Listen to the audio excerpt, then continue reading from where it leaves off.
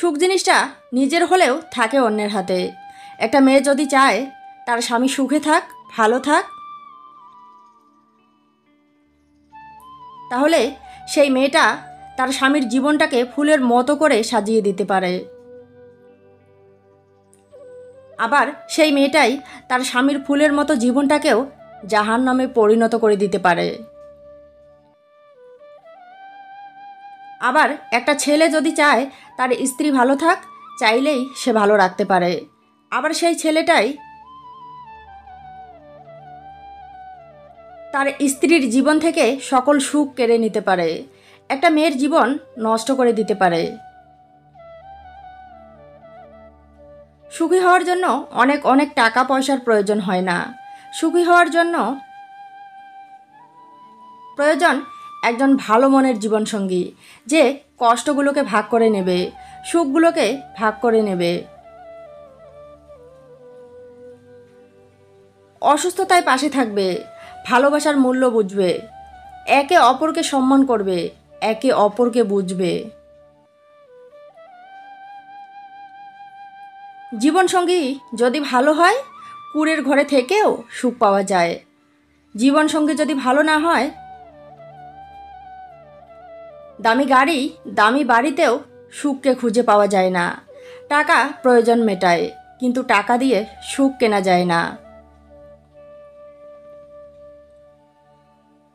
টাকা দিয়ে সব কিছু কেনা গেলেও টাকা দিয়ে ভালোবাসা কেনা যায় না, টাকা দিয়ে মানসিক শান্তি কেনা যায় না।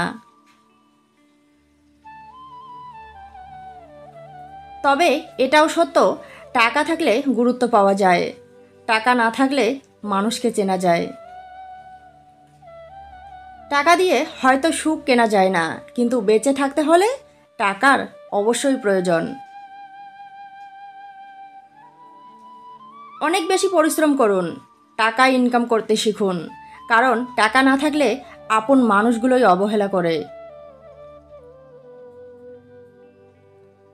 জীবন চলার পথে যারা আঘাত করে, যারা কথার আঘাতে মনটাকে ভেঙে দেয়, তারা কেউই পর মানুষ নয়। যারা আমাদেরকে আঘাত করে, হয়তো আমরা তাদেরকে বন্ধু ভেবে আপন করে নেই, নয়তো রক্তের সম্পর্কের মানুষগুলো। ভাগ্য এমনই একটা জিনিস, ভাগ্য ভালো হলে সুখ নিজে থেকেই ধরা দেয়, আর ভাগ্য যদি ভালো না হয়, সুখ খুঁজতে খুঁজতে পুরো জীবনটাই চলে যায়।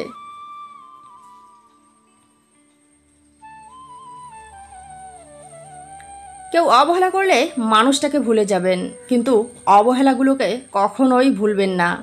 প্রত্যেকটা অবহেলার থেকে শিক্ষা নেবেন। অবহেলার থেকে পাওয়া শিক্ষাগুলোই আপনাকে অনেক কিছু করতে শেখাবে, নিজের পায়ে দাঁড়াতে শেখাবে, এগিয়ে যেতে শেখাবে।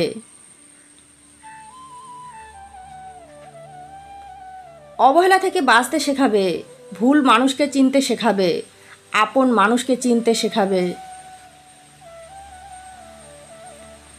একটা বোতলের ভিতরে যদি 50টা লাল পিঁপড়ে, 50টা কালো পিঁপড়ে রাখা হয়, কেউ কাউকে আক্রমণ করবে না। কিন্তু যখনই আপনি বোতলটা ঝাঁকাবেন, তখনই একে অপরকে আক্রমণ করবে, একে অপরকে শত্রু ভাবতে শুরু করবে।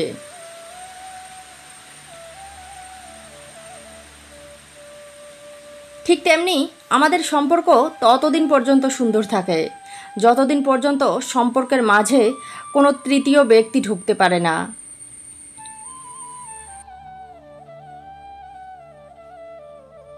সম্পর্কের মাঝে যখনই তৃতীয় ব্যক্তি ঢুকে পড়ে, একজনের বিরুদ্ধে আরেকজনের কানে বিষ ঢালতে শুরু করে, ঠিক তখন থেকেই আমাদের সম্পর্কগুলো খারাপ হতে শুরু করে। এখানে কিন্তু কেউ কারো শত্রু নয়, প্রকৃত শত্রু হলো তৃতীয় ব্যক্তি, যে কিনা নিজের স্বার্থের জন্য একজনের চোখে আরেকজনকে শত্রু হিসেবে দেখতে শেখায়।